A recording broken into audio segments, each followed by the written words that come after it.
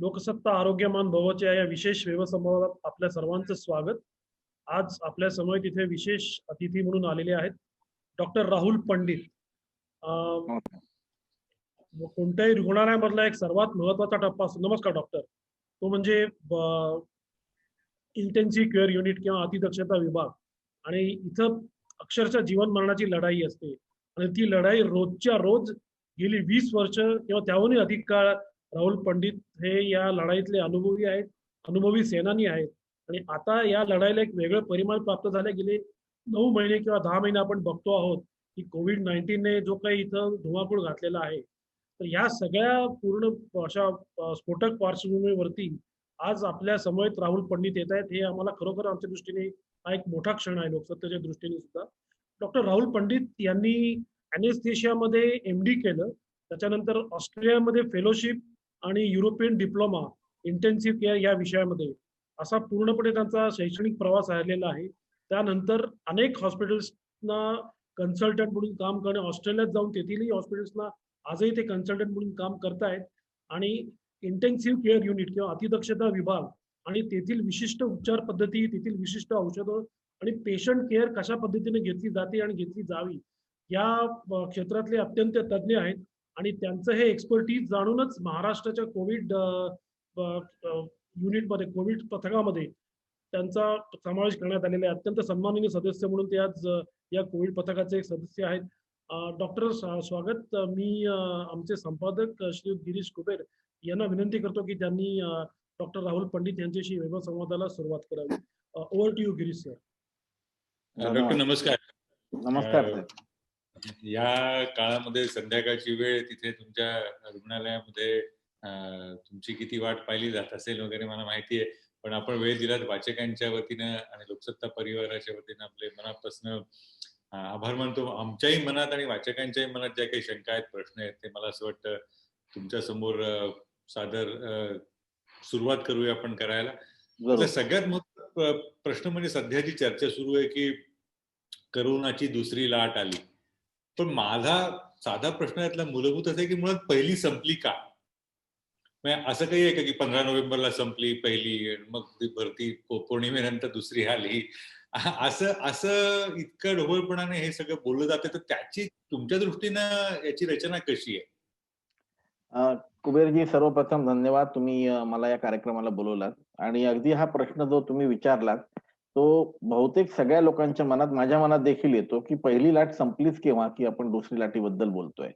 परंतु जेव्हा आपण सायंटिफिकली किंवा सायन्सच्या दृष्टीने एखादी लाट बद्दल म्हणतो, त्यावेळेस त्याचा एक जो बेल ग्राफ काढला जातो, एक जो पीक काढला जातो, तो साधारण एखाद्या कोनासारखा असतो. म्हणजे तुमचे नंबर्स वाढत जातात, शून्यापासून अर्थात तुम्ही सुरुवात करता, नंबर्स वाढत जातात. आणि आपल्या भारतामध्ये साधारण बघितलं तुम्ही तर सप्टेंबर महिन्यामध्ये बहुतेक सगळीकडेच, देशभरात, महाराष्ट्रातच नाही पण देशभरात सगळीकडे सगळ्यात जास्ती केसेस होत्या.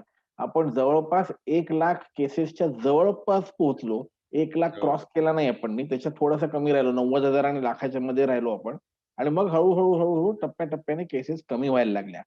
तर आपण जेव्हा लाटेबद्दल सायंटिफिकली म्हणतो तेव्हा हे म्हणतो की केसेस आता कमी होत आहेत का? अर्थातच आपण अजून काही त्याच्यातून सुटलेलो नाही. आपण अजूनही सुद्धा तो ग्राफ जो आहे तो खाली चाललाय, परंतु तो काही पूर्ण फ्लॅट झाला नाहीये. फ्लॅटन द कर्व म्हणतो तसं आपण काही शून्यावर पोहोचलेलो नाहीये. त्यामुळे तुमचा प्रश्न अगदी बरोबर आहे. आपण अजून सुद्धा पहिल्या लाटेतच आहोत, पण आपण त्याच्या आता डिक्रीजिंग स्लोपवर आहोत. आणि त्यामुळे थोडंसं आपल्याला बरं वाटतंय, कारण केसेसचे आकडे खूप कमी झालेत. तुम्ही जर मुंबईच्या केसेस बघितल्या आता मागच्या 3 दिवसाच्या, तर मला वाटतं 500 आणि 600च्या मध्ये लागोपाठ 3 दिवस केसेस आहेत आपल्या, जी की गोष्ट फार दिवसात झालेली नव्हती. म्हणजे जवळपास ऑगस्टच्या एंड पासून ते सप्टेंबर पर्यंत, आणि तेव्हापासून साधारण 15 ऑक्टोबर पर्यंत आपण 2000 केसेसवर होतो रोजचे साधारण. त्यानंतर आपण 1000 आणि 1500च्या मध्ये आलो, आणि आता आपण कुठे 500 आणि 1000च्या मध्ये आलो. त्यामुळे मला वाटतं आपण दुसरी लाटेच्या खालच्या टप्प्यावर आलो आहोत. पण हीच वेळ आहे जेव्हा आपल्याला अजून दक्षतेने काम घ्यायचंय, अजून फार काळजी घ्यायची आहे. कारण ह्याच्यात आपण थोडं पण गाफील झालो तर आपला जो दुसरा पीक सुरुवात व्हायला नको, ही सगळ्यात मोठी भीती आहे. डॉक्टर, पण एकच याच्या अनुषंगाने प्रश्न, नंतर सिद्धार्थ ही त्यालाही भरपूर प्रश्न आहेत. दुसरी ही लाट आली असं आपण मान्य केलं, तर दुसऱ्या लाटेची परिणामकारकता ही विभागवार वेगवेगळी दिसते. दिल्लीमध्ये तिचा उद्रेक मोठ्या प्रमाणावरती आहे, युरोपमध्ये मोठ्या प्रमाणावरती आहे. स्वीडिश सायंटिस्ट पहिल्यापासून एक भूमिका सातत्यानं मांडत आलेले आहेत. त्यांचे काही पेपर्स आपणही निश्चित वाचले असणार, की उष्णकटिबंधातल्या प्रदेशातल्या लोकांना याचा तितका त्रास होणार नाहीये. मुंबई सारख्या प्रांतामध्ये घामट आणि दमट हवा आणि त्यात बीसीजीची लस असणं, तर ही तीव्रता यानुसार विभागली गेलेली हे आपल्याला मान्य आहे का? आणि तसं असेल तर आपण दुसऱ्या लाटेचा शब्द अयोग्य असू शकेल कदाचित, पागुलबुवा जास्त मोठ्या प्रमाणावरती केला असं वास्तव आहे का? आणि तसं नसेल तर मग ह्या प्रदेशानुसार याच्या तीव्रतेचा अर्थ कसा लावायचा, वेगवेगळ्या तीव्रतेचा?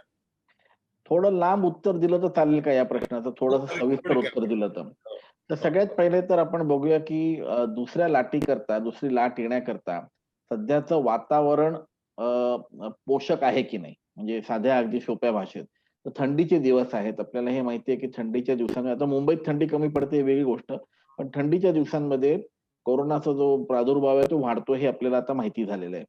दुसरी गोष्ट म्हणजे थंडीमध्ये आपल्याला स्पेशली उत्तर भारतामध्ये धुकं आणि ते जे पोल्युशन आहे, ते बऱ्यापैकी जास्ती प्रमाणात दिसतं. आणि कोरोनाला काही पंख नसतात. कोरोना कुठल्यातरी पार्टिक्युलेट मॅटरवर, कुठल्यातरी छोट्या-छोट्या प्रदूषणाच्या मॅटरवर बसून एकापासून दुसऱ्याकडे पोहोचतो. त्यामुळे ती एक गोष्ट झालेली आहे. तिसरी गोष्ट म्हणजे की आपण आता टाळेबंदी, लॉकडाऊन बऱ्यापैकी कमी केलंय. लोकांचं एकमेकांशी भेटणं, लोकांचं एकमेकांशी मिश्रण होणं, जाणून एकमेकांच्या घरी जाणं, हे सगळं झालंय. परंतु त्याचा जो आपल्याला परिणाम दिवाळीत दिसायला पाहिजे होता, तो सुदैवाने दिसला नाही. उलटा आपले आकडे कमी झाले दिवाळीनंतर. तर वातावरण तर अगदी पोषक होतं सेकंड वेव्ह करता. मग आपली सेकंड वेव्ह अजून आपल्याकडे का दुसरी लाट अजून आली नाही? तर त्याचे 2-3 कारण आहेत. आणि माझं स्वतःचं मत असं आहे, की काही जागी मुख्यतः मुंबईत काही जागी किंवा अजून दुसरे पण शहर असतील, जिकडे की खूप दाटीवाटीची वस्ती आहे. आणि असं काही मला सिंगल आउट करण्याकरता म्हणून धारावी नाही म्हणायचं, पण धारावी एक पटकन एक्झाम्पल येतं आपल्या डोळ्यासमोर, ज्याच्यात की दाटीवाटीची वस्ती काय आहे हे कळून येतं. अशा जागी काही जागी एखाद्या वेळेस आपण हर्ड इम्युनिटीला पोहोचलो असू. एक ही गोष्ट झाली. दुसरी काही दिवसापूर्वी मी एक पेपर वाचत होतो आणि आय थिंक 2-4 दिवसापूर्वी एका वर्तमानपत्राने सुद्धा ह्याच्याबद्दल रिपोर्ट केलं होतं, की ज्या जागी दुसरी लाट आली, ज्या देशांमध्ये आली थंडीमध्ये यूएस म्हणा किंवा युरोप म्हणा, तिकडे त्यांचे पहिले जे पीक होतं ते फार छोट्या दिवसात म्हणजे 2 ते 3 महिन्यात ते लोकं पीकवर पोहोचले आणि लगेच खाली आले. मग त्यांची दुसरी लाट आली वर. तर आपला जो पीक आहे, तो आपला पीकच साधारण 6 महिन्यानंतर आला. 7व्या महिन्यात पीक आला. मार्चच्या सुरुवातीपासून आपल्या केसेस चालू झाल्या आणि 7व्या महिन्यात पीक आला. फक्त अजून एक असा देश आहे ज्याच्याची आपल्यासारखी हिस्ट्री झाली आहे या कोरोनामध्ये, जो की अर्जेंटिना आहे माझ्या मते. आणि आणि दोन्ही जागी आतापर्यंत कुठेही सेकंड वेव्हचं दिसलेलं नाहीये. काही परिणाम येतोय करून. आणि तिसरी गोष्ट म्हणजे, की तुम्ही जसं म्हणालात, की आपल्याकडे काही थोडंफार बीसीजी आणि ह्याच्यावर काही थोडी आपल्याला इम्युनिटी आहे का? कुठल्या सायन्सनी अजूनपर्यंत ह्याच्याबद्दल इम्युनिटी आहे असं काही निश्चितपणे सांगितलेलं नाही. परंतु एवढं नक्की, की जगाचं जर आपण कंपॅरिझन केलं, तर आपल्या ह्याच्यामध्ये मॉर्टॅलिटी पण कमी दिसली. आपल्या ह्याच्यामध्ये एक एकंदर प्रादुर्भाव पण कमी दिसला रोगाचा. नंबर जरी एखाद्या वेळेस तुम्ही म्हणू शकता, की एवढी टेस्टिंग नाही केली, पण शेवटी डेथ्स काय आपण लपवू शकत नाही. डेथ्स तर दिसूनच येतात. डेथ्स काय आपल्या एवढ्या अमेरिकेसारख्या किंवा युरोपसारख्या डेथ्स आपल्याला दिसल्या नाही सौभाग्याने. त्यामुळे मला असं वाटतं, की सेकंड लाट येण्याची चान्सेस फार कमी असले, तरी आपण गाफील होता कामा नये. आपलं जे एस-एम-एस आहे, सॅनिटायझेशन, मास्क आणि सोशल डिस्टन्सिंग ह्याचं पूर्ण पालन करणं गरजेचं आहे. पूर्ण अजून 3 ते 6 महिने पुढे जातपर्यंत. सिद्धार्थ? डॉक्टर, आता हा पूर्ण टप्पा, आता मगाशी तुम्ही जी काही आकडेवारी म्हटली, तर तुम्हाला एक डिटेल सांगतो की 9 जून हा असा दिवस होता. म्हणजे 1 जूनला आपल्याकडे लॉकडाऊन, पहिलं अनलॉक सुरू झालं. त्याच्यानंतर 9 जूनला आपल्याकडे पहिल्या देशातल्या डेली केसेस या 10,000 वरती पोहोचल्या होत्या. आणि सप्टेंबर 15 ते 17 दरम्यान 97,000 असे त्या केसेस गेलेल्या होत्या. सोमवारी म्हणजे त्या कालचा आकडा 32,000 पर्यंत आहे. सो ती खाली येतोय सगळा. आणि ह्या सगळ्या पूर्ण देशाच्या संख्येमध्ये सर्वाधिक जी संख्या होती ती आपल्या महाराष्ट्रामध्ये होती. तर मार्च एप्रिल पासून तो जो काही तुमचा प्रवास सगळ्यांचा सुरू झालेला आहे आणि तुम्हाला म्हणजे त्याच्यात वेगवेगळ्या ट्रायल अँड एरर तुमच्या सुरू होत्या की नक्की नेमकं करायचं काय वगैरे वगैरे. तर त्याविषयी थोडंसं सांगाल का? आणि माझा दुसरा प्रश्न असा आहे की रेमडेसिवीर म्हणजे एक त्याच्यामध्ये केस पॉइंट असा आहे की ज्याला WHO ने म्हटलं होतं की रेमडेसिवीर तुमचा हॉस्पिटल स्टे कमी करत नाही किंवा फेटॅलिटी सुद्धा कमी करत नाही. पण मला असं वाटतं की टास्क फोर्सने इन्सिस्ट केलं की नाही रेमडेसिवीर अजूनही इफेक्टिव्ह काही प्रमाणात आहे. योग्य वेळी योग्य प्रमाणात घेतलं तर रेमडेसिवीर इफेक्टिव्ह आहे. तर त्या थोडा प्रवासाविषयी सांगा ना? अगदी बरोबर. सांगतो, दोन्ही गोष्टी सांगतो. तर टास्क फोर्स आय थिंक संघटन जे माननीय मुख्यमंत्री साहेबांनी केलं ते मला वाटतं 7 का 8 एप्रिलच्या दिवशी केलं. आणि त्याचा मेन हेतू हा होता, की त्यावेळेस आपली महाराष्ट्राची मॉर्टॅलिटी रेट फार जास्ती होता आणि क्रिटिकल केअरची ट्रीटमेंट प्रोटोकॉल्स कुठलेच बनले नव्हते. म्हणजे लोकांना खरोखर फार माहिती नव्हतं. तर मेन त्याचा आपला हेतू अजेंडा दिला गेला, की तुम्ही मॉर्टॅलिटी रेट आणि मुख्यतः क्रिटिकल केअर बद्दल काहीतरी एक ट्रीटमेंट प्रोटोकॉल पटकन आला म्हणजे ती आपल्याला पूर्ण स्टेट वाईड डिस्ट्रिब्यूट करता येतील आणि त्याप्रमाणे मग डॉक्टर लोक जे आहेत त्याच्यावर आपण अंमलबजावणी करू शकू आणि आपली डेथ रेट आपण कमी आणू शकू. आणि माझे आकडे जर बरोबर असेल त्यावेळेस काहीतरी 8.2 वगैरे काहीतरी मॉर्टॅलिटी रेट होता महाराष्ट्राचा त्या दिवशी. त्यावेळेस ज्या दिवशी आम्ही त्यांना ही टास्क फोर्सची निर्माण झाला त्या दिवशी. तर पटकन आम्ही म्हणजे पुढच्या आठवड्यातच कामाला लागलो आणि सगळ्यात पहिले म्हणजे आम्ही युरोपमधून आणि चायनामधून जे काही मेडिकल लिटरेचर पब्लिश झालं होतं, त्याला पूर्ण जोपासून काढलं. आणि आम्ही एक गोष्ट बघितली, की हे लिटरेचर आहे लोकांना खरोखर व्हायरसने म्हणजे गुगलीसारखा आला होता. लोकांना कळत नव्हतं, की कसं त्याच्यावर ट्रीटमेंट करायचं. हे सेम एक्सपिरियन्स चायनात पण दिसून आले, जे काही लिटरेचर होतं आणि सगळं सिमिलर एक्सपिरियन्स युरोपमध्ये पण दिसून आले, मुख्यतः इटलीमध्ये. मग इटली आणि चायनाच्या काही डॉक्टरांबरोबर वेबिनार्स केले, जसं आता आपण करतोय, तसे वेबिनार्स केले मी ऑर्गनाइज.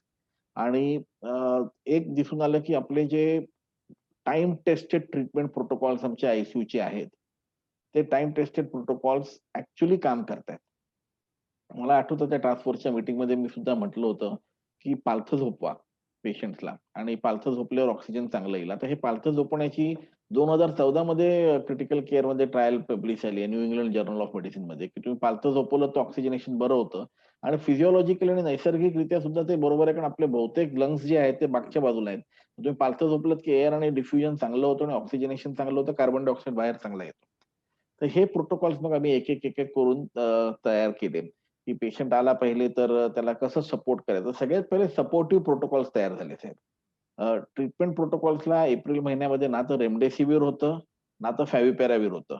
त्यावेळेस फक्त हायड्रॉक्सिक्लोरोक्विन होतं आणि हायड्रॉक्सिक्लोरोक्विनवर फक्त आम्हाला ट्रीटमेंट प्रोटोकॉल आणि लोपिनावीर, रेटोनावीर होतं त्यावेळेस. हे 2 गोष्टी होत्या फक्त, बाकी काही नव्हतं.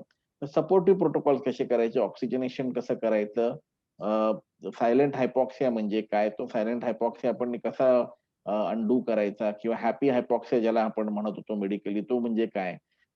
आयसीयूत आल्यावर व्हेंटिलेटर लावायचं, केव्हा लावायचं?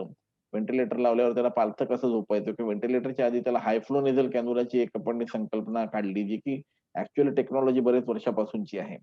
हे सगळे ट्रीटमेंट प्रोटोकॉल काढले आणि रोजचे 2 ते 3 वेबिनार आणि त्यावेळेस वेबिनार आता मी बघतोय आपल्याकडे साधारण 300 पार्टिसिपंट्स आहेत.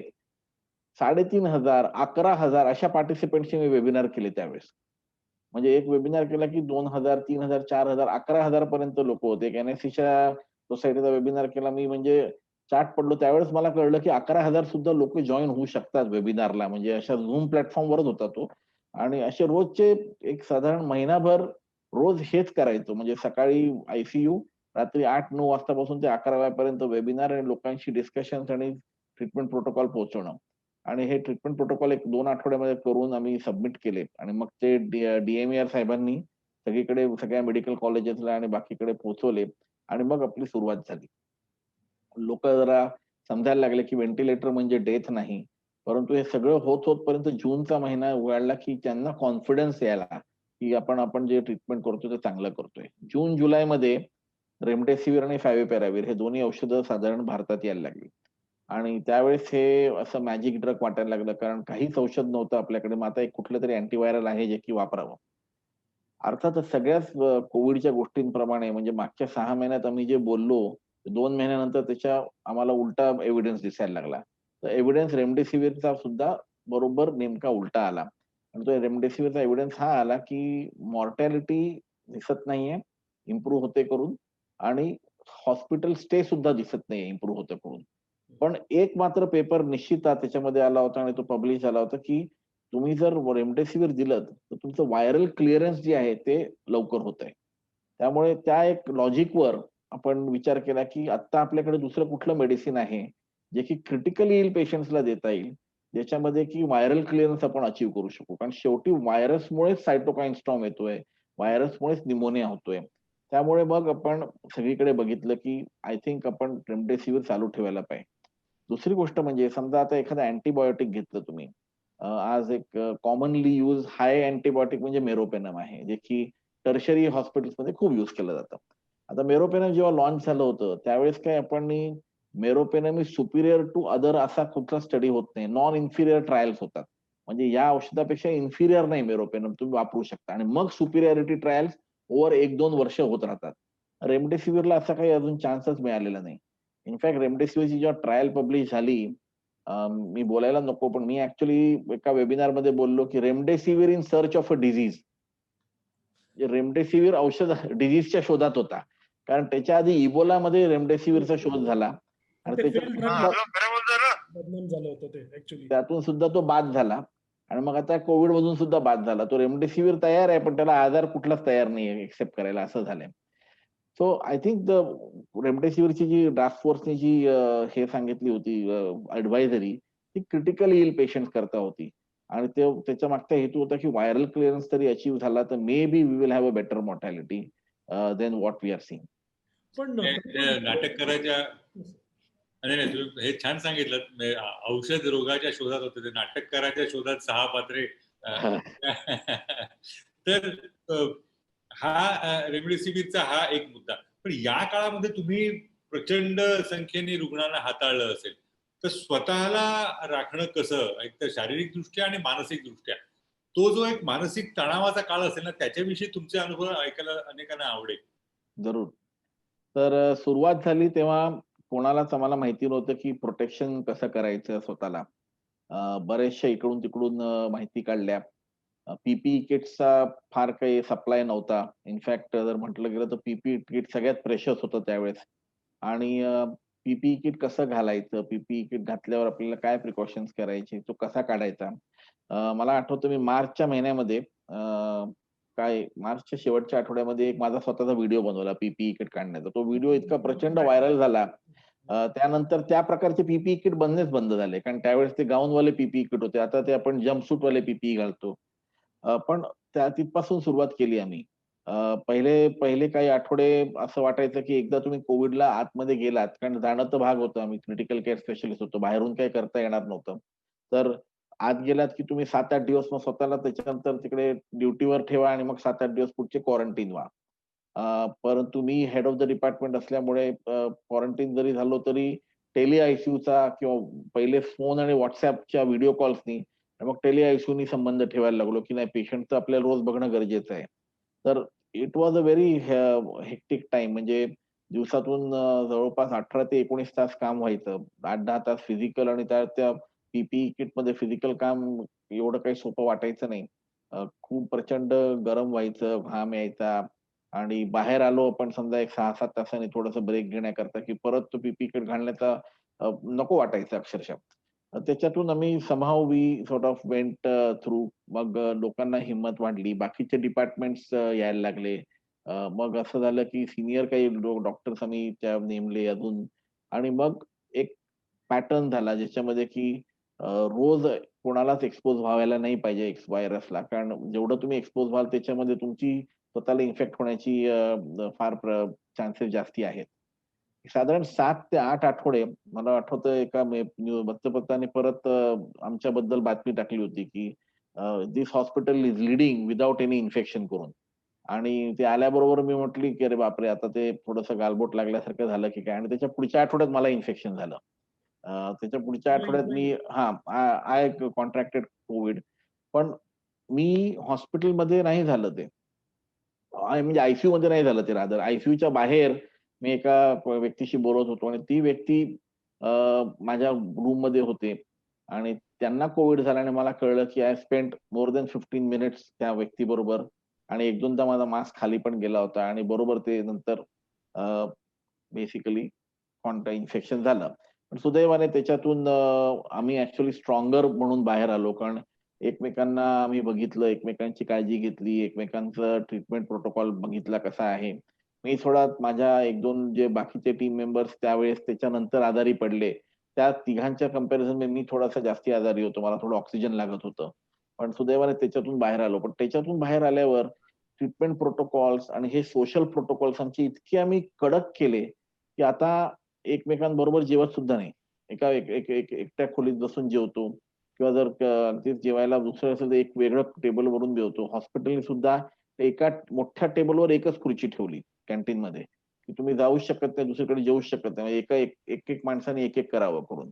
आणि हे सगळं करत फिजिकली तर we were okay, but mentally जेव्हा आमचा एखादा कलीग आजारी व्हायचा, त्यावेळेस खरोखर म्हणजे भीती वाटायची. त्यांच्या फॅमिलीजला कसं सपोर्ट करायचं आणि we had our share of एक 8-10 डॉक्टर्स आमच्या हॉस्पिटलमध्ये आजारी झाले.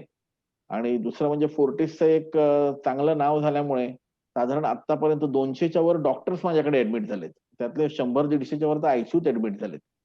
सो म्हणजे ते डॉक्टर फॅमिलीज बरोबर एक डील करणं एक वेगळाच प्रकार असतो. कारण त्यांना सगळंच माहिती असतं आणि एव्हरीबडी इज अ डॉक्टर तर ते तर अजूनच डॉक्टर असतात. त्यामुळे जे लोकं प्रश्न विचारतात आपल्याला ते व्यवस्थित त्याचं अचूक उत्तर त्यांना द्यावं लागतं आपल्याला. So it was a difficult time Kuber साहेब. एवढं सोपं नव्हतं. It was a difficult time. ते सामान्य माणसाला, सामान्य रुग्णाला हाताळण्यापेक्षा डॉक्टरांना हाताळणं अवघड वाटलं का? हा एक मुद्दा. आणि तुम्ही स्वतःच उपचार करत गेलात त्या दुसऱ्याच्या हाती स्वतःला सोपवलं आणि एखाद्या रुग्णासारखेच वागलात. नाही, मी खरोखर चांगला पेशंट होतो. मला स्वतःला माझे कलीग आहेत doctor Charudatt Vaiti, doctor Anita Matthew physician infectious disease specialist. त्यांच्या हाती सोपवलं. म्हटलं तुम्हाला जे करायचंय तुम्ही विचार करा आणि करा. मला काही त्याच्यामध्ये माझं ओपिनियन घेऊ नका. डॉक्टर फॅमिलीज बरोबर डॉक्टर पेशंट्स जे असतात ना, डॉक्टर फॅमिलीज फार चांगल्या असतात. त्यांना काहीच म्हणजे ते आपल्यावर पूर्ण विश्वास ठेवून असतात. पण 50 ते 60% डॉक्टर असे असतात जे की पेशंट झाले तरी डॉक्टर असतात. ते पेशंट नाही बनत. त्यामुळे त्यांना कन्व्हिन्स करणं कधी-कधी आणि त्यातून डॉक्टरांमध्ये ना जरी दिसत नसलं तरी एक सिनियरिटी हायरार्की असते साहेब. 1 वर्ष जरी सीनियर तो कायमचा लाईफ करता सीनियर असतो तो. त्यामुळे आपल्याला त्यांच्याशी तसं तेवढं बोलून, त्यांचा मान राखून, आपल्याला त्यांना ट्रीटमेंट देणं गरजेचं असतं आणि ते स्वाभाविक आहे. म्हणजे एवढं त्यांनी मेहनत केलेली असते आम्ही सगळ्यांनी कुठे जिकडे आहोत तिथे पोहोचायला. त्यामुळे त्यांना पूर्ण इन्फॉर्म ठेवून त्यांचं ट्रीटमेंट करावं लागतं. आणि मग वन्स दे आर कन्विन्स्ड मग दे आर ओके. ते तेव्हापर्यंत तो प्रश्नचिन्ह राहतोय, बाकी काही नाही. सिद्धार्थ? एक मुद्दा असा आहे की महाराष्ट्र आणि मुंबईमध्ये केसेस सर्वाधिक होत्या आणि तरी पण आपण एक जो फ्लॅटनिंग जो आहे तो जो देशाचा जो फ्लॅटनिंग दिसतोय तो मुळात महाराष्ट्राचा फ्लॅटनिंग म्हणून दिसतो. कारण जो आकडा जो फुगत होता तो महाराष्ट्रामुळे फुगत होता. So it is safe to say की जो फ्लॅटनिंग झालाय तो महाराष्ट्रामुळे पण झालेला आहे.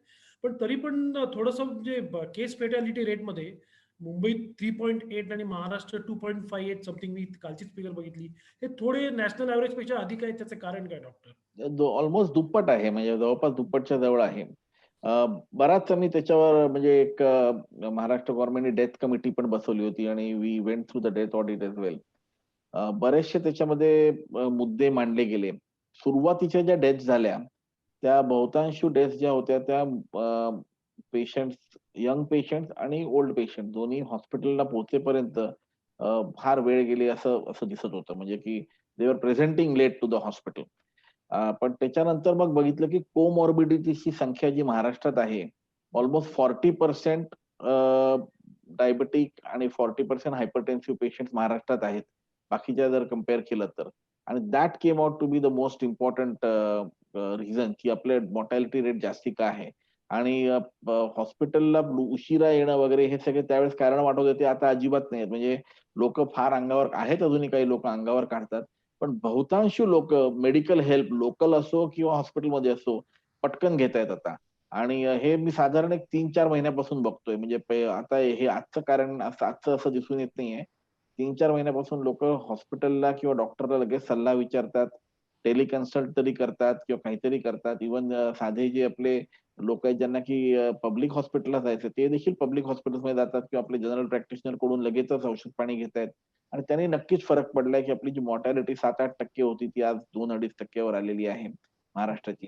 आणि अजून जर आपण असंच पुढे गेलो, तर मला वाटतं 2% पर्यंत आणू शकू. त्याच्यापेक्षा कमी येऊन नॅशनल एव्हरेजला पोहोचेल, असं मला खरोखर वाटत नाही. कारण आपली मॉर्टॅलिटी जी आहे ती कोमॉर्बिडिटीवर अवलंबून आहे आणि आपल्या कोमॉर्बिडिटीज महाराष्ट्रात जास्ती आहेत. डॉक्टर, 3 मुद्दे मला विचारायचे. एक तर हा आजार हा म्हणजे सामाजिक अंगाने विचारायचं झालं तर हा पासपोर्ट वाल्यांनी आणला. बरोबर. हा, त्याचा फटका रेशनवाल्यांना बसला.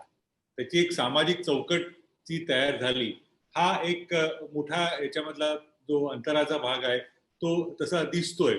तर जे जे काही निर्बंध लादले गेले ते जसे काही कामगारांकडूनच येणार, घर कामगारांकडूनच येणार, मजुरांकडूनच येणार, या पद्धतीनं हे झालं असं तुम्हालाही वाटतं का? पहिला मुद्दा. आणि अलीकडच्या काळामध्ये सर्व काही रसायनं ही 99.99% व्हायरस आणि या सगळ्या गोष्टींना दूर करतात अशा जाहिरातींनी भरलेली आहेत.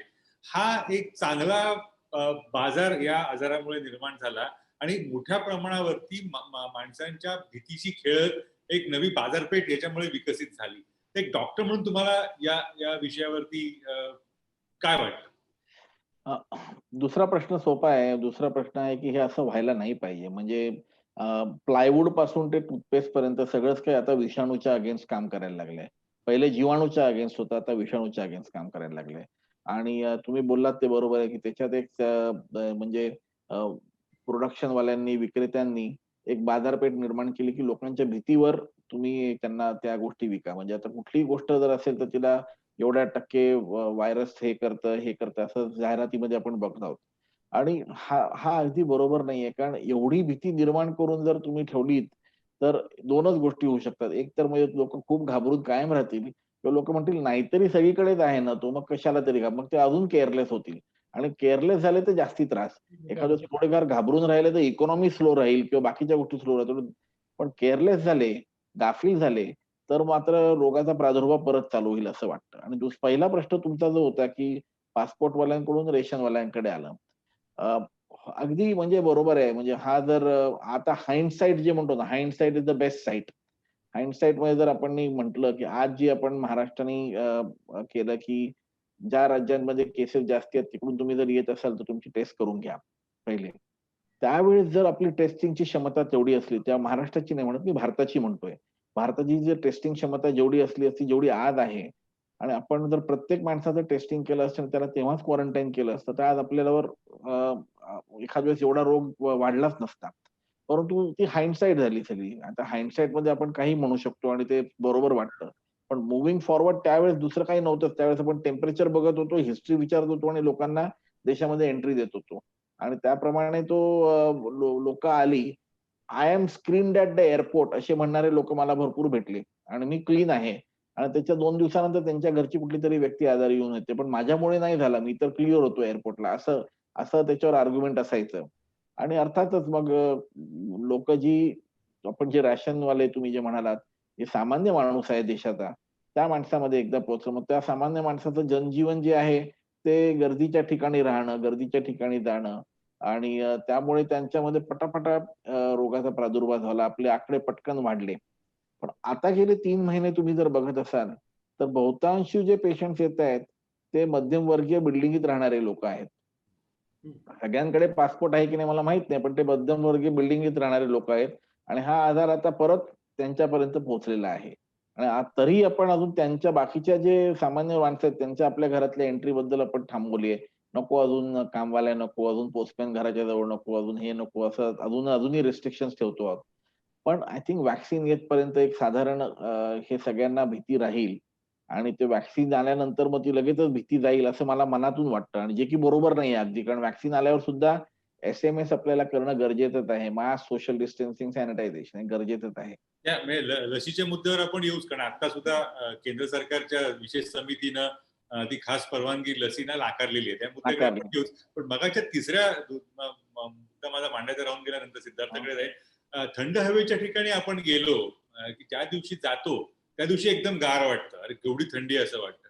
आणि दुसऱ्या दिवशी शरीर आपलं सरावतं, आता जरा थंडी कमी झाली आहे असं म्हणतो.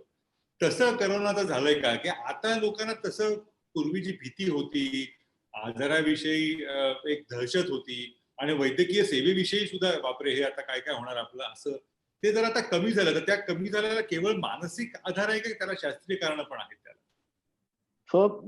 नाही, नक्कीच लोकांची भीती कमी झाली आहे आणि मला वाटतं भीती दोन गोष्टींची होती, कुबेर साहेब. एक म्हणजे ही होती की मला काय होईल जर झालं तर, म्हणजे वैद्यकीय क्षेत्रातले लोक मला वाचवू शकतील की नाही, का मी ह्याच्यातून निघणारच नाही बाहेर. त्यामुळे मानसिकरित्या सुद्धा माणूस खचून जायचा. दुसरी भीती ही होती की मी जर पॉझिटिव्ह झालो तर मला लगेच बांधून कुठल्यातरी क्वारंटाईन सेंटरमध्ये नेऊन ठेवतील, मग मी माझ्या फॅमिलीपासून कट ऑफ राहीन पूर्णपैकी. तर ती भीती जास्ती होती आणि त्यामुळे लोकं पॉझिटिव्ह असले किंवा त्यांना पॉझिटिव्ह असले तर नाही, माफ करा. त्यांना तसे लक्षणं असले तरी ते पुढे यायचे नाही आणि अंगावर काढायचे. कारण ती ही भीती जास्ती होती, की मला कुठेतरी क्वारंटाईन केलं जाईल दुसरीकडे करून. आणि या भीतीमुळे लोकं घाबरून राहायचे. पण कोरोनाची जी आत्ताची जी मी स्थिती बघतो आहे आजची, थोडीफार ॲक्चुअली एन्करेजिंग आहे. कारण मला असं वाटतं, या मागच्या 10 दिवसामध्ये निश्चितपणे रोगाचं जे व्हिरुलन्स आहे, त्याच्यामुळे की क्रिटिकॅलिटी वाढते, ते कमी झाल्यासारखी दिसते. एवढे क्रिटिकल केसेस ज्या माझ्याकडे पहिले 8 महिने आल्या, या महिन्यामध्ये नोव्हेंबरच्या एंड पासून ते आतापर्यंत एवढ्या येत नाहीयेत आणि ज्या क्रिटिकल केसेस येतायत, म्हणजे एकाकडे माझ्या 30 बेडच्या आयसीयूमध्ये, 35 बेडच्या आयसीयूमध्ये 18 ते 19 लोकं व्हेंटिलेटरवर असायचे. आज 3 लोकं आहेत व्हेंटिलेटरवर फक्त. तो चांगलं. हां. तर आय थिंक नक्कीच थोडंफार व्हिरुलन्स कमी झालाय आणि लोकांना सुद्धा कॉन्फिडन्स आलाय. त्यातले 2 लोकं आहेत. एक एक असे लोक आहेत ज्यांना कोव्हिड होऊन गेला, त्यांना फारच सुपर कॉन्फिडन्स आलाय, की मला परत होणारच नाही करून. आणि दुसरे लोकं असे आहेत, की नाही ठीक आहे, झाला कोव्हिड तरी आपल्याकडे पर्याय आहेत, ट्रीटमेंट आहेत. आता प्रोटोकॉल कळले आहेत आणि तुम्ही टीव्ही लावा, पेपर वाचा, वेबिनार वाचा, काही वाचा. कोव्हिड हा WhatsApp करा.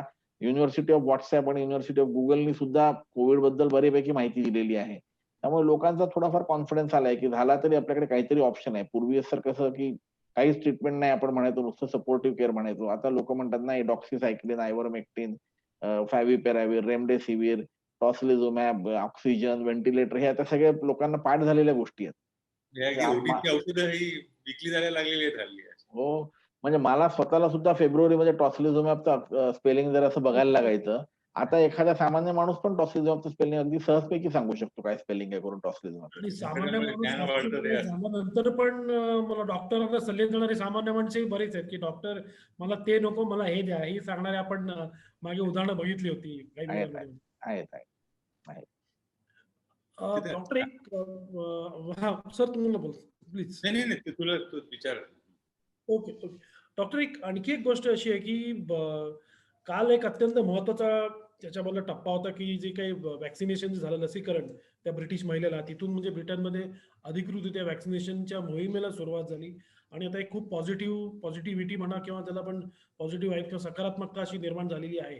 परंतु व्हॅक्सिनचा जर आपण इतिहास बघितला, लसींचा जर इतिहास बघितला, तर कुठल्याच लशी ह्या इतक्या इतक्या कॉन्ट्रॅक्टेड टाइम आहे, इतक्या कमी वेळेमध्ये विकसित झालेल्या नाहीयेत वगैरे.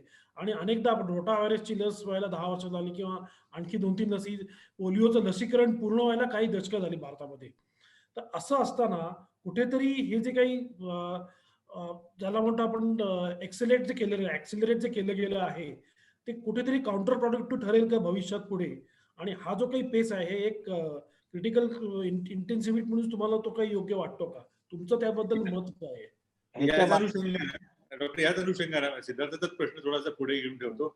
आता लशीला बाजारपेठेतनं मागणी आहे, चला भरपूर लस बाजारात आणा. हा बाजारपेठी अर्थशास्त्राचा भाग याच्यामध्ये किती आहे? बरं.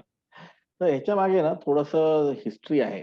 आपण जर स्पॅनिश फ्लूची हिस्ट्री बघितली, तर स्पॅनिश फ्लू साधारण 2 वर्ष चालला आणि पहिल्या वेव्हपेक्षा दुसरी वेव्ह मोठी होती आणि त्यावेळेस माझे आकडे काही अगदी 100% तंतोतंत बरोबर नसतील.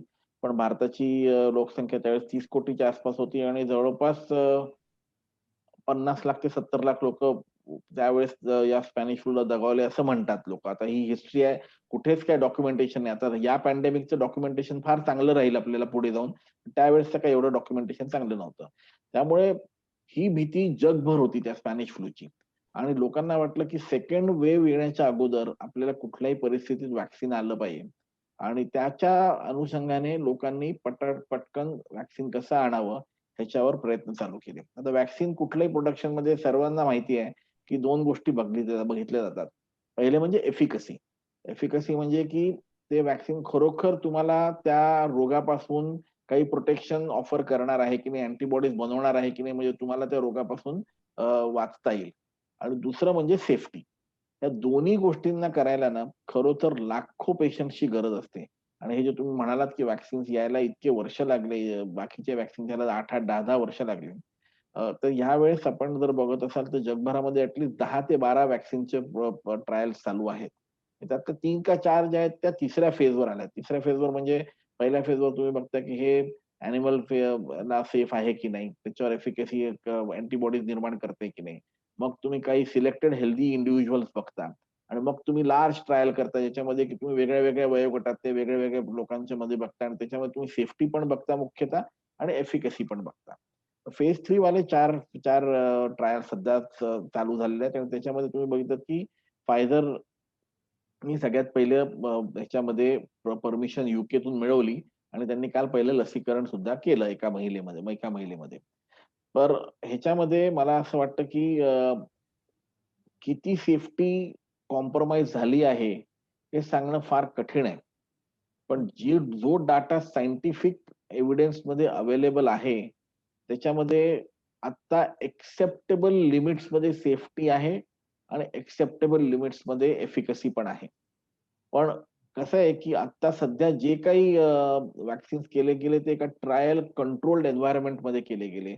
म्हणजे मी समजा व्हॅक्सिन घेतलेला माणूस असेल, तर माझ्यावर एक टिपून नजर होती लोकांची. म्हणजे जे व्हॅक्सिन करणारे जे जे ट्रायल करणारे जे सायंटिस्ट होते त्यांची, की ह्याला काय चालू आहे? ह्याला रॅश आला का? ह्याला हार्ट रेट वाढलं का? हे सगळं रोजच्या रोज त्यांची मॉनिटरिंग व्हायची. आता जेव्हा आपण सामान्य जनतेला रोल आउट करू, त्यावेळेस आपल्याला सेफ्टी अजून डाटा कळेल. पण एवढं नक्की की कुठलं पण मेजर साइड इफेक्ट असा काही दिसून नाही आला. 1-2 अपवाद सोडले तर जे आपल्याला दिसून आले होते मागे. पण मेजर असा काही लाईफ थ्रेटनिंग साइड इफेक्ट दिसून नाही आला. आणि जर तुम्हाला सर्दी, खोकला होणार असेल थोडासा माईल्ड, जसं आपण दरवर्षी फ्लू शॉट घेतो. आपण घेतो म्हणजे यूएस, अमेरिका या देशांमध्ये अगदी कॉमन आहे. भारतात सुद्धा अवेलेबल आहे. आम्ही हेल्थ केअर वर्कर म्हणून आम्ही दरवर्षी घेतो. तर घेतल्यावर एक दिवस हात दुखतो, कधीतरी थोडी अंगात कणकण येते. हे आपण एक्सेप्टेबल साइड इफेक्ट्स मानतो. म्हणजे ठीक आहे, हे आपल्याला होणार आहे, पण त्याच्याने आपल्याला पुढे प्रोटेक्शन मिळेल थोडंफार. तर तसे जर साइड इफेक्ट्स होणार असतील आणि त्याचं जर प्रमाण जास्ती दिसेल, तर मला नाही वाटत त्याच्याबद्दल आपण चिंता करायला पाहिजे. चिंता कुठल्या साइड इफेक्टची करायला पाहिजे, की एखादा लाईफ थ्रेटनिंग काही साइड इफेक्ट झालं का? आता क्रोसिनला सुद्धा, टॅबलेटला सुद्धा, पॅरासिटामॉल टॅबलेटला सुद्धा साइड इफेक्ट्स आहेत. तर हे म्हणणं, की माझ्या व्हॅक्सिनला कुठलाच साइड इफेक्ट नाही, हे काही बरोबर नाही. साइड इफेक्ट्स होणार थोडेफार, पण त्याची संख्या मला वाटतं 0.01, 0.02 असं असेल. त्यामुळे लाखातून एखाद्या किंवा 10 लाखातून एखाद्याला वगैरे त्रास होईल एवढा. फार नाही होणार. तुम्ही अतिशय महत्वाचा मुद्दा मांडलात की लसीचे सुद्धा साईड इफेक्ट, दुष्परिणाम किंवा परिणाम दिसणार.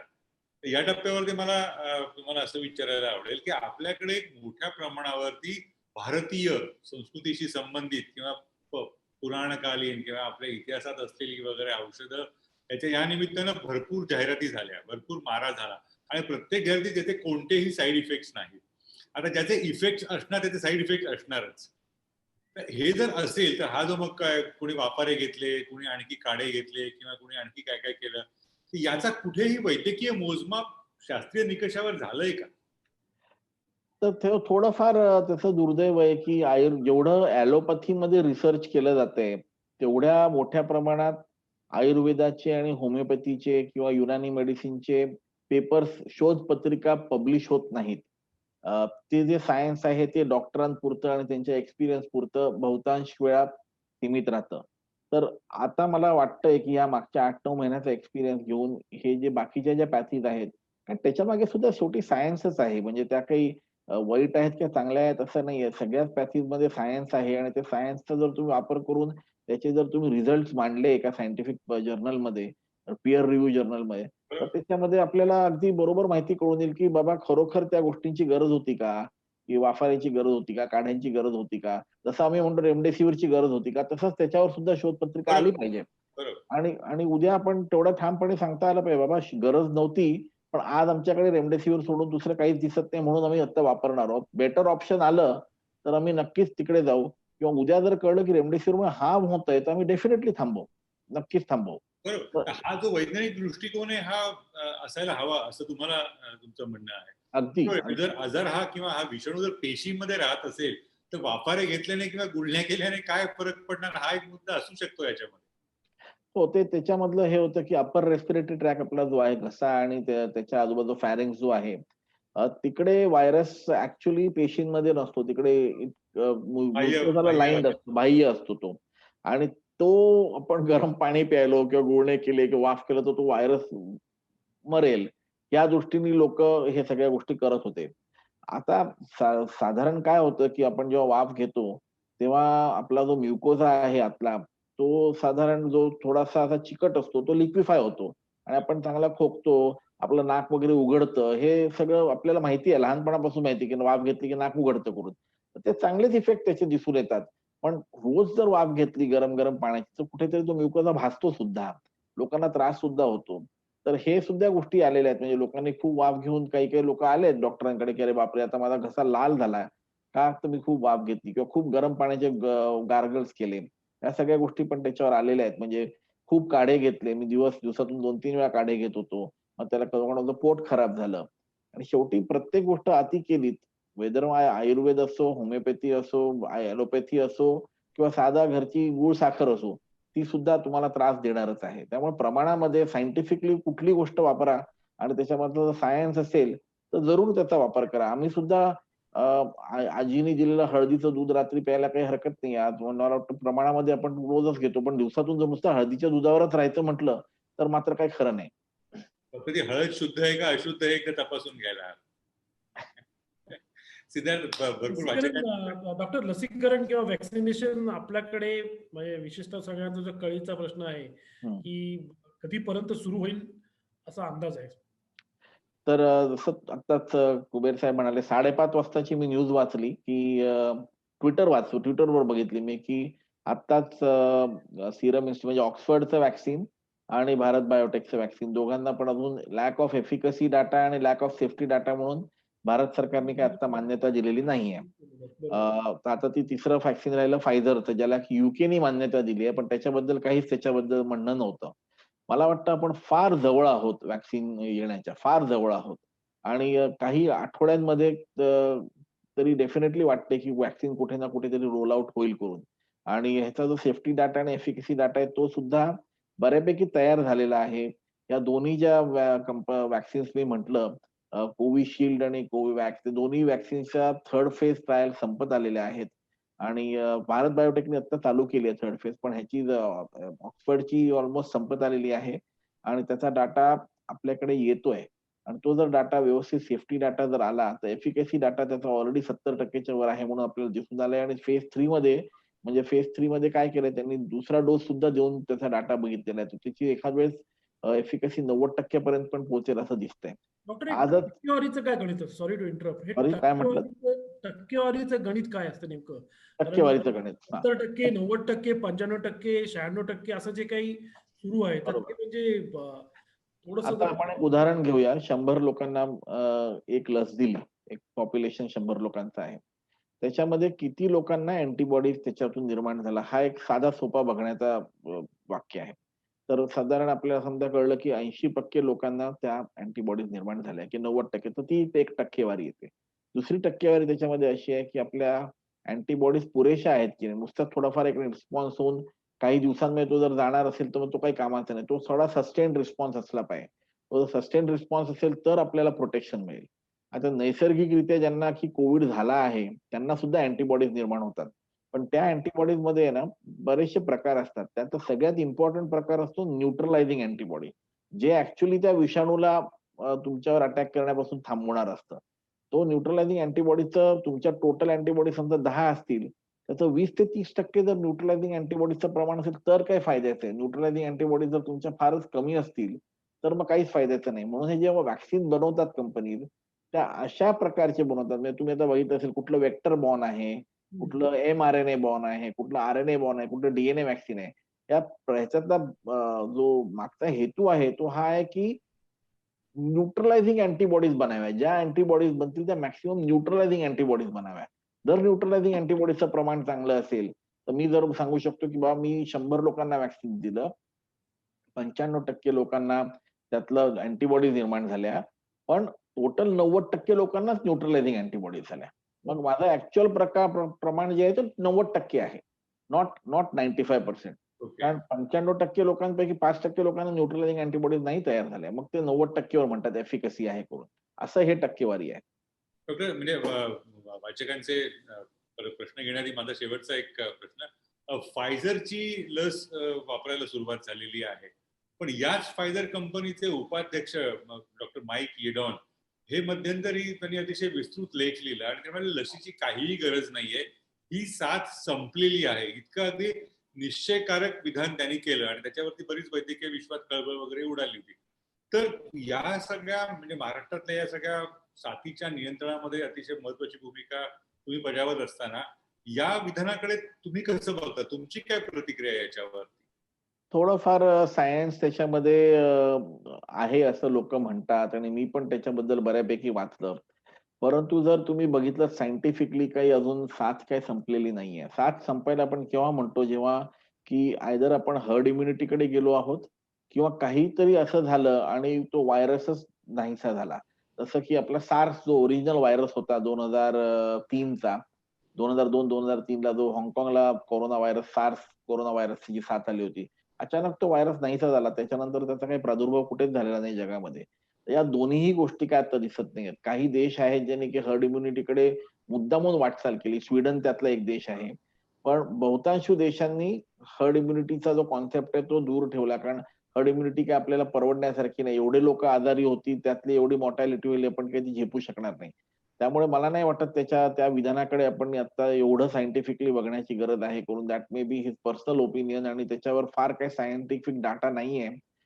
मेजर डाटा हाच आहे की अजून सुद्धा आपण जर व्हॅक्सिन घेतलं आणि आपले जे माननीय हेल्थ मिनिस्टर आहेत देशाचे आणि ICMRने एक मध्ये विधान केलं होतं की 30 ते 40 कोटी लोकांना आपण व्हॅक्सिन दिलं, तर आपण एक क्रिटिकल मास आणू शकू ज्याच्यामुळे की आपल्याला पूर्ण लोकांना व्हॅक्सिन देण्याची एखाद वेळेस गरज पडणार नाही. The word use was may be we may not need to vaccinate everybody.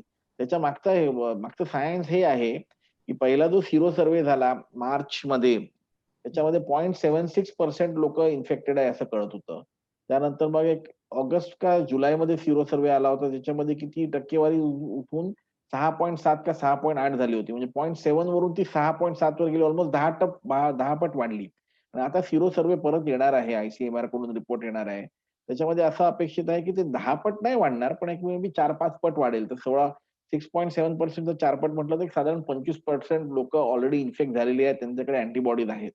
ही 25% लोकं म्हणजे 130 पैकी 25% म्हटलं तर आपण साधारण 30 करोडच्या आसपास लोकं बघत आहोत. प्लस 30 करोड जी सरकार म्हणते की इमिडिएटली आपण व्हॅक्सिनेट करू. म्हणजे आपण 60% पेशंट पॉप्युलेशन जर व्हॅक्सिनेट करू शकलो, 60 करोड पॉप्युलेशन जर व्हॅक्सिनेट झाल्यासारखी झाली, म्हणजे काहींकडे कोरोनामुळे अँटिबॉडीज आहेत, काहींकडे अँटिबॉडीज व्हॅक्सिनमुळे आहेत.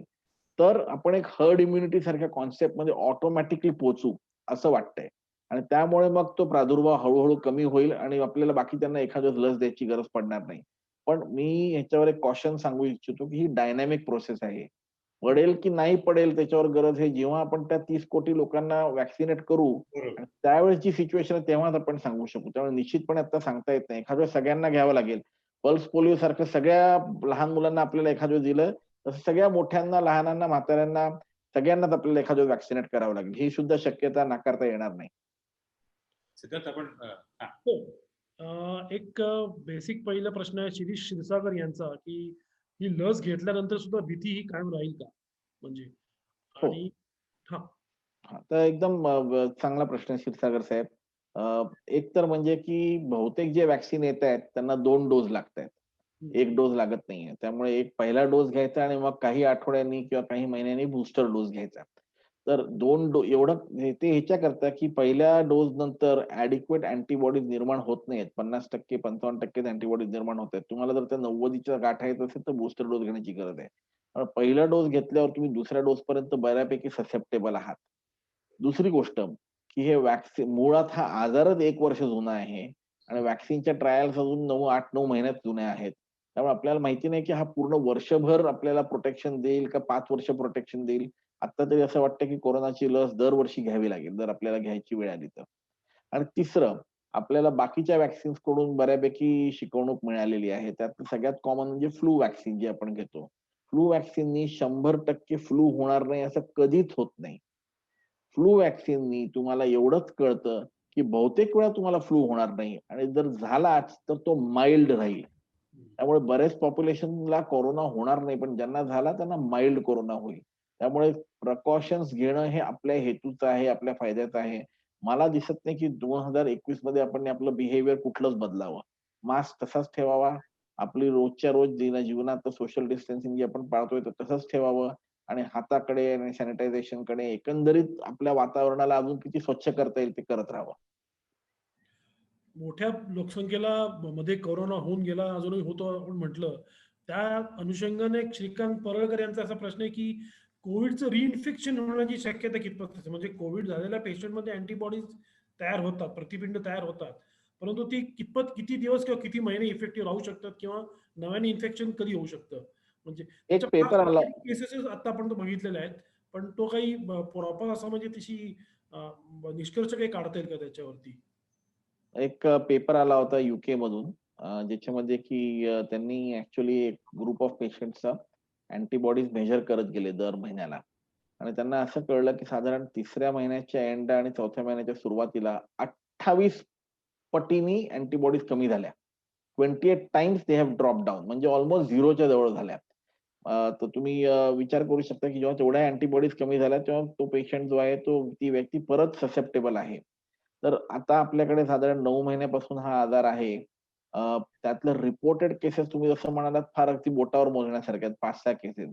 परंतु बऱ्याच केसेस आता पण आम्ही बघतो आहोत, ज्याच्यामध्ये की साधारण मला म्हणता येईल की 0.2 टू 0.5% पर्यंत रिइन्फेक्शन रेट एखाद वेळेस असू शकतं.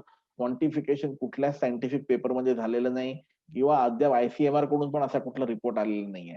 इट इस व्हेरी स्मॉल, आकडा स्मॉल आहे आणि त्यात ते एसिम्प्टोमॅटिक पहिल्यांदा असून दुसऱ्यांदा सिम्प्टोमॅटिक झालेले लोकं पण आहेत आणि उलटे पण आहेत. म्हणजे पहिल्यांदा त्यांना काहीच सिम्प्टम नव्हते. त्याच्यानंतर पहिल्यांदा त्यांना सिम्प्टम होते. त्यानंतर घरच्या कुठल्यातरी कुटुंबातला माणूस पॉझिटिव्ह झाला म्हणून त्यांची टेस्ट केली गेली आणि ते परत पॉझिटिव्ह दिसले. त्यावेळेस त्यांना काहीच सिम्प्टम्स नव्हते. असेही आहेत.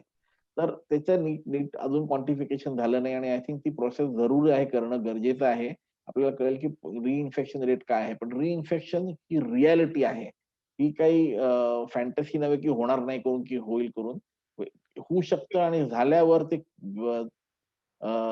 तीव्र राहील का थोडाफारच आजार होईल आपल्याला हे सांगणं फार कठीण आहे सध्या. ते तुम्ही सांगितलं ते खूप बरोबर आहे. कारण काय कोरोना होऊन गेलेली मंडळी काही वेळेला थोडी अधिक गाफीलपणं हिंडताना दिसतात किंवा त्यांच्या बाबतीत ते त्यांनी काळजी घेतली पाहिजे.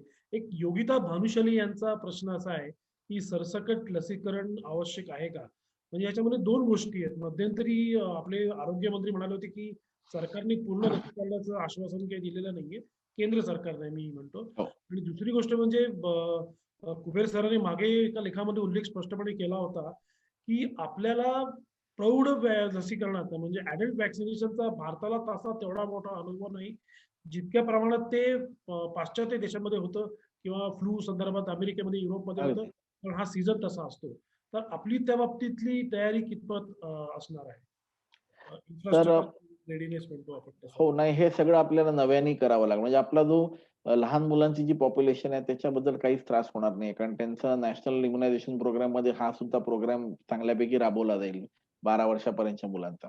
पण आपण जे अडल्ट पॉप्युलेशन आहोत, अडल्ट पॉप्युलेशन करता हा पूर्ण नव्याने राहणार आहे. म्हणजे नव्याने त्याचं इन्फ्रास्ट्रक्चर कसं करायचं, त्याला कसं पोहोचवायचं. आज मी वाचत होतो कुठेतरी आणि त्याची पूर्तता मला आज पूर्ण न्यूजपेपर बघायला वेळ नाही मिळाला. पण असं म्हणतायत की इलेक्शनच्या प्रोसेस सारखं आपण करणार आहोत करून त्यांचं म्हणजे कारण ती एक इलेक्शनची प्रोसेस आपली वर्षानुवर्ष सेट प्रोसेस आहे आणि त्या प्रोसेस सारखं आपण लोकांपर्यंत पोहोचणार आहोत.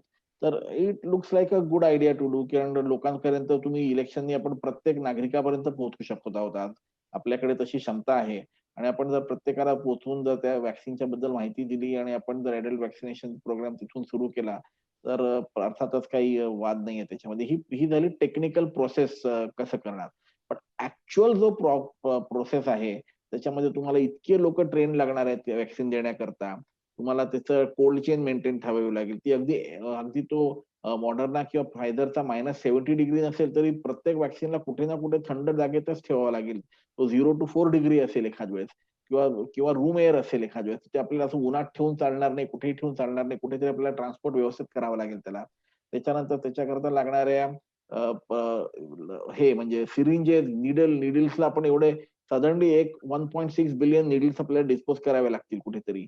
त्या हो. सगळ्याचा एक विचार करावा लागेल आपल्याला. इतकं सोपं नाहीये ते. म्हणजे आज 90% वर पॉप्युलेशन वर्षाला इंजेक्शन घेत नाही.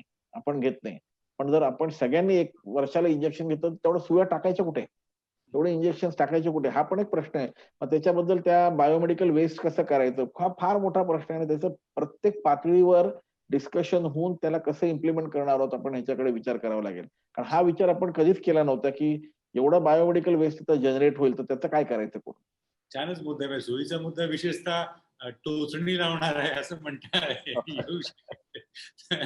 तुम्ही निवडणुकीचा दाखला दिलात, पण आपला निवडणुकीचा इतिहास हा सुरुवातीचा बूथ कॅप्चरिंगचा इतिहास पण आहे. हो. त्याच्यामुळे आमच्या भागाला आधी लस द्या किंवा आमच्या राज्याला आधी लस द्या.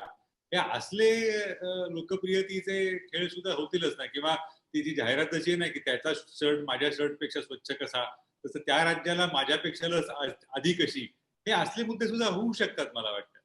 मला वाटतं केंद्र सरकारची जी लसीबद्दलची जी आता सध्याची योजना आहे, ती पहिला टप्पा जो आहे तो फ्रंटलाईन वर्कर्स, डॉक्टर्स आणि नर्सेस आणि पॅरामेडिकल ह्यांना आहे. आवश्यकच आहे. आवश्यकतेच हां. तर तो आणि त्याच्यानंतर मग मला वाटतं पोलीस कर्मी, मिलिटरी, पॅरामिलिटरी आणि नंतर त्याच्याबरोबरच आय थिंक हातोहात ज्यांना कोमॉर्बिडिटीज आहे आणि ज्यांचं वय 60च्या वर आहे त्यांना दिलं जाणार आहे.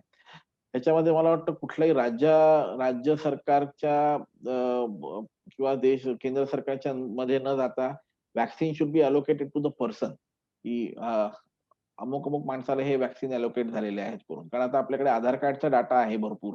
आपल्याकडे लोकांना कोमॉर्बिडिटीजचा डाटा आहे भरपूर आणि तशाप्रमाणे जर आपण व्हॅक्सिन अलोकेट केलं माणसांना, की आम्ही ह्या माणसाच्या नावाने व्हॅक्सिन अलोकेट करतोय, तर इट विल बी ईझी आणि आता क्यूआर कोड आणि या सगळ्या गोष्टींनी हे सगळी गोष्ट करणं आपल्या भारतासारख्या जी की टेक्नॉलॉजिकली इतकी स्मार्ट कंट्री आहे.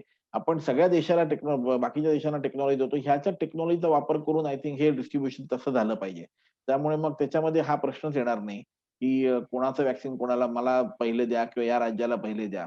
असं व्हायलाच नको. आपल्याकडे आधार कार्डचा इतका मोठा डाटा आहे, की 60च्या वरच्या लोकांची पटकन यादी काढता आली पाहिजे. मेडिकल डॉक्टर्स जे रजिस्टर्ड आहेत, कुठल्याही पॅथीचे असो, नर्सेस रजिस्टर्ड आहेत, त्यांच्या मेडिकल बोर्डातून तुम्ही जर डाटा काढला, ही या 10 लाख डॉक्टरांची यादी आहे. यांना हे 10 लाखाचा स्टॉक गेलेला आहे. नंबर 1 बॅच याला, नंबर 2 ह्याला, नंबर 3 याला असं आपण सहज करू शकतो.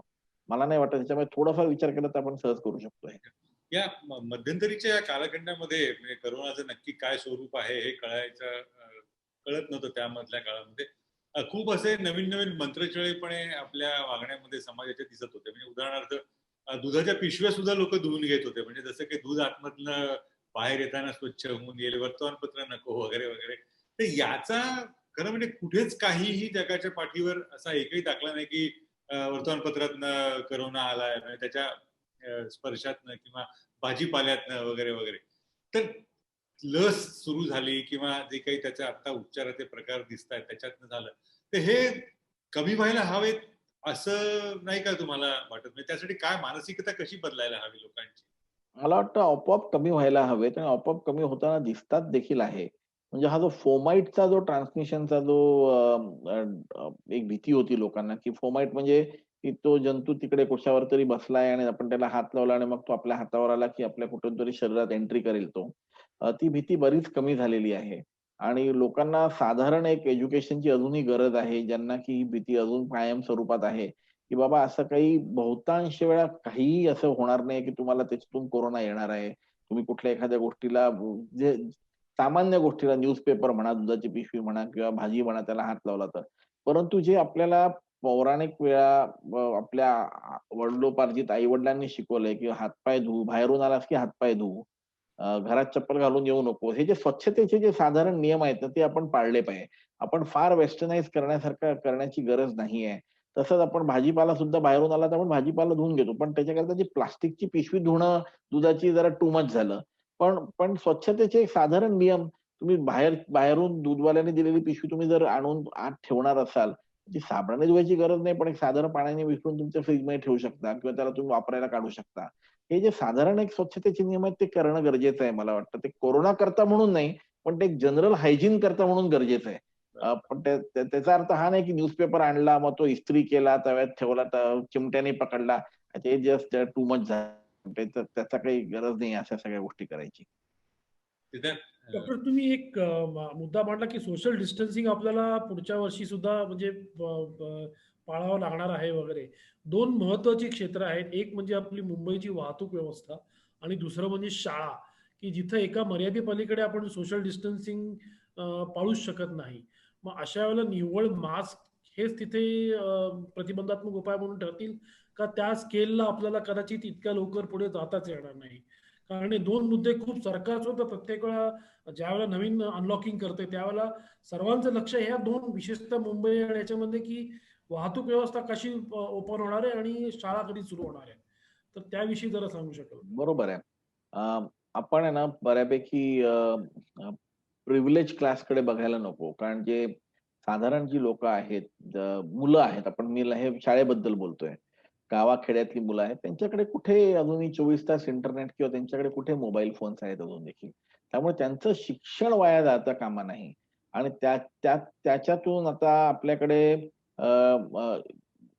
वर्ल्ड बेस्ट टीचर डिसरे साहेब आहेत, ज्यांनी की इनोव्हेशन करून ते लोकांना शिकवलं. तसंच आपण थोडंफार इनोव्हेटिव्ह गोष्टी करून शाळा चालू केल्या, जिकडे-जिकडे चालू झाल्यात, काही जागी शाळा चालू झालेल्या आहेत सॅनिटायझेशन आणि सोशल डिस्टन्सिंग पाळत. त्यांचं मुलाचं वर्ष वाया जाऊ नये हे फार इम्पोर्टंट गोष्ट आहे.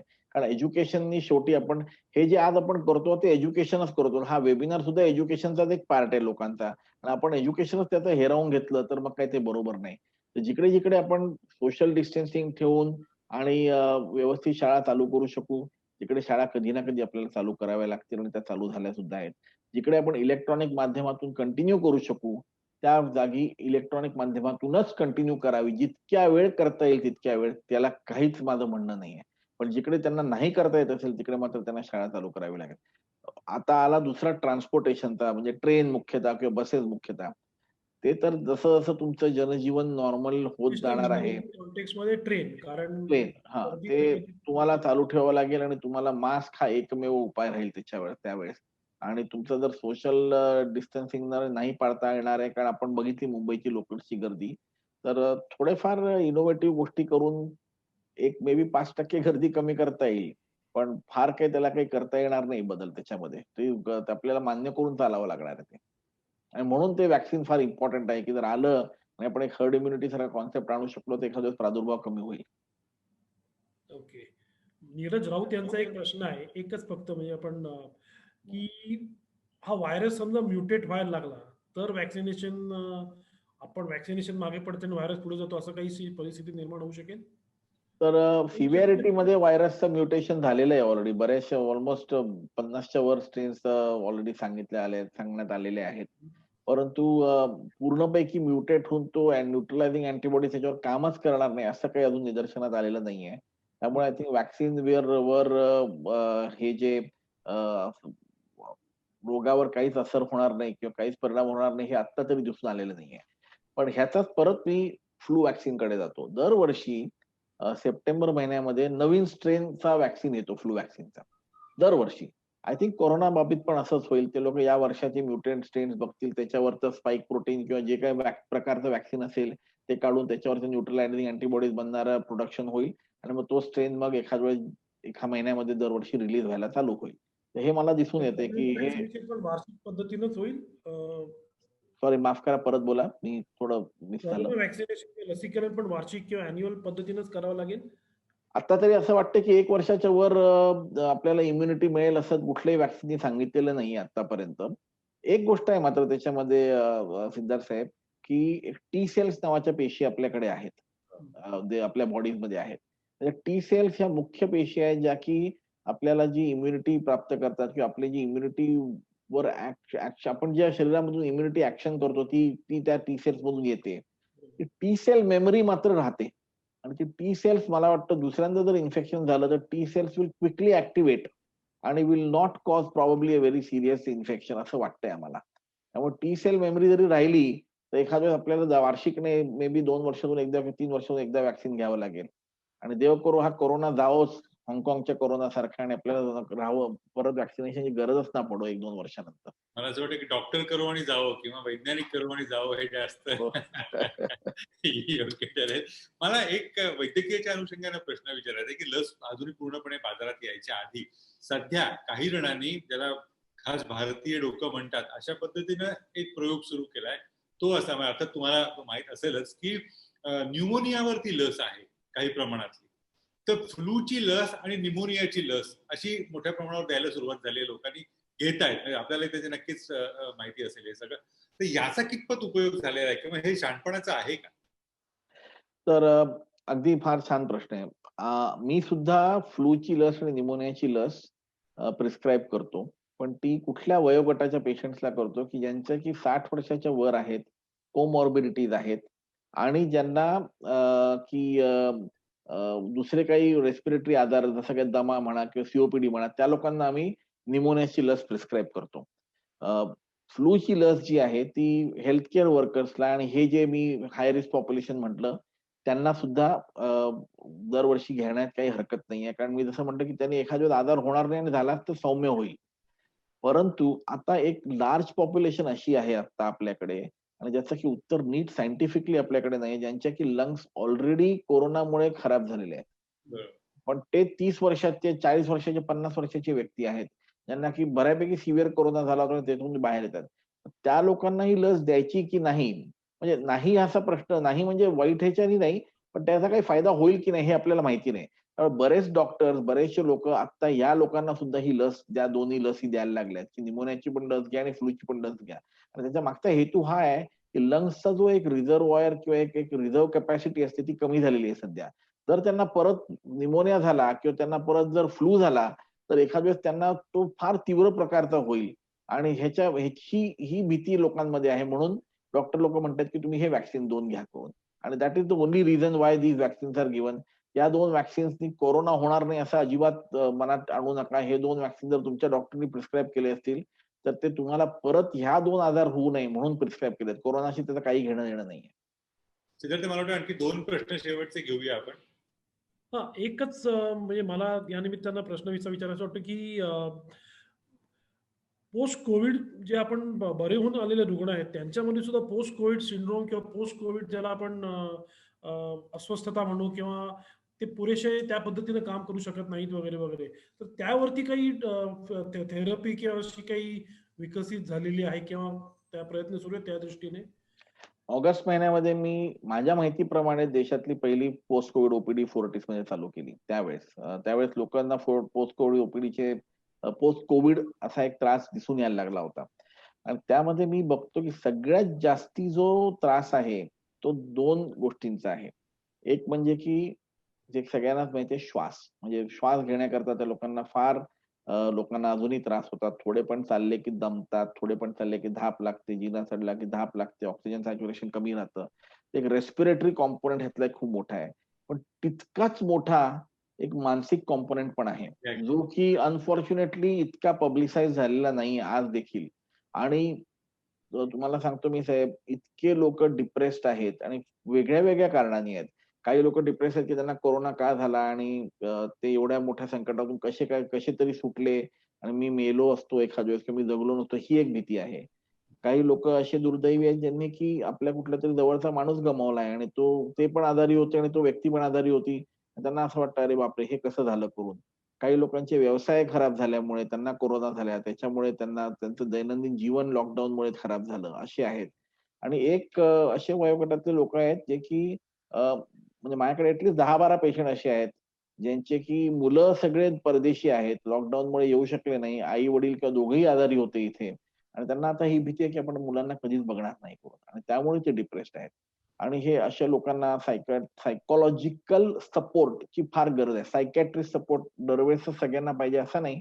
पण सायकॉलॉजिकल काउन्सिलिंग, सायकॉलॉजिकल सपोर्ट हा फार मोठा पोस्ट कोविडचा एक भाग आहे.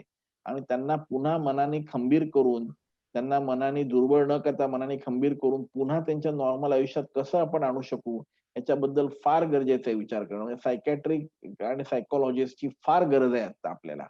आणि मग दुसरा भाग मी तुम्हाला असं म्हटलं की रेस्पिरेशन चे लोक आहेत. त्यांना आपल्याकडे रेस्पिरेटरी फिजिशियन्स आहेत, रेस्पिरेटरी थेरपिस्ट आहेत, फिजिओथेरपिस्ट आहेत. तो एक फिजिकल रिहॅब चालूच आहे. पण हा मेंटल रिहॅबकडे फार कोणी लक्ष दिलेलं नाही आणि ह्याची फार गरज आहे सध्या. फार म्हणजे फार गरज आहे.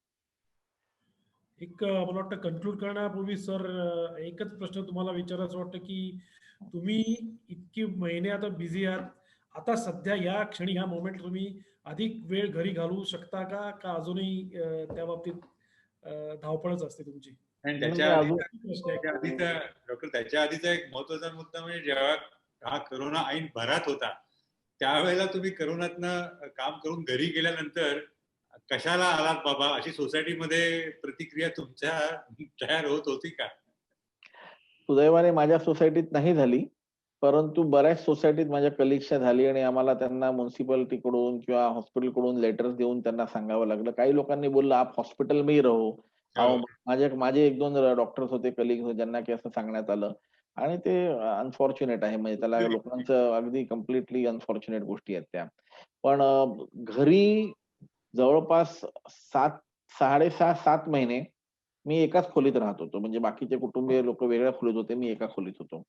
आणि आता कुठे मागच्या 1-2 महिन्यामध्ये, 3 महिन्यामध्ये घरामध्ये पूर्ण वावर सुरू झालाय, की अदरवाईज माझं म्हणजे घराचा वावर होता, की माझी खोली आणि देवघर. सकाळी पूजा करायला थोडं देवघरात जायचं आणि माझी खोली. अदरवाईज तिकडून खोलीतून बाहेर सरळ. तर अजूनही आता एवढा काही स्ट्रिक्टनेस राहिलेला नाहीये. कारण जसं जसं आम्ही पण आता थोडेफार हुशार झालो आहोत. आम्हाला पण कळायला लागलंय, की हे आपण अति करत होतो बहुतेक.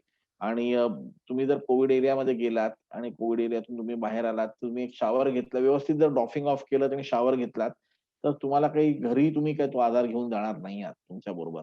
हे आता बऱ्यापैकी आम्हाला पण कळून चुकलंय. पण हो, आमचे पण पहिले काही महिने वी वर स्टेइंग अलोन म्हणजे बाकीचे कुटुंब वेगळीकडे. मी स्वतः जर म्हटलं तर माझी आई मी दुसऱ्या घरी होती. म्हणजे अ, आई आमच्या बरोबर नव्हती. आई दुसऱ्या घरी होती. जवळपास 5-6 महिन्यानंतर आईला म्हटलं, "आता तू आई येऊ शकतेस घरी आपल्या." कारण आईचं वय 70च्या वर, डायबिटीज, हायपरटेन्शन मला फार भीती वाटायची, की आपल्यामुळे आईला काही त्रास व्हायला नको म्हणून. म्हणजे या या विषाणूनं खरं म्हणजे समाजाचीच परीक्षा बघितलेली आहे. म्हणजे वैद्यक विश्वाची तर बघितलीच. म्हणजे WHO उघडं पडलेलं आहे. लँडसेटचा त्यांचा गोंधळ झाला या सगळ्यामध्ये. तर मला असं वाटतं की या सगळ्यांना तावून सुलाखून आपण आता बाहेर पडतोय आणि हे या वर्षाचा शेवटचा महिना 2021 तरी या भीतीपासनं दूर आपल्याला ठेवेल आणि त्यासाठी आपली सुद्धा मानसिक तयारी होईल अशी मला वाटतं आशा करूया. तुम्ही अतिशय छानपणे ही सगळी माहिती सांगितली आणि उगीच बागुलबुवा न करता बरोबरीच्या नात्यानं सांगितली ते खूपच महत्वाचं आहे. सर्वसाधारणपणे डॉक्टरांना ते त्यांचं काय बुवा हे वेगळं असतं म्हणजे त्याच्या पद्धतीने लोक तशी प्रतिक्रिया देत असतात. तुमचं तसं वाटलं नाही, आपल्यातलेच एक आहात अशा पद्धतीने तुम्ही हा विषय हाताळलात. लोकसत्ता परिवाराच्या वतीनं आपले मनापासून आभार आणि आपल्यालाही परत कधी अशा पद्धतीच्या साथीच्या आजाराला त्याचा त्रास होऊ नये अशी इच्छा व्यक्त करतो. आपल्या वाचकांनाही काय म्हणतात त्याला अतिशय चांगलं आरोग्यदायी पुढचं वर्ष जाईल अशी इच्छा व्यक्त करूया. पुन्हा एकदा आपले आभार. मनापासून धन्यवाद. धन्यवाद. धन्यवाद कुबेर साहेब. धन्यवाद. धन्यवाद.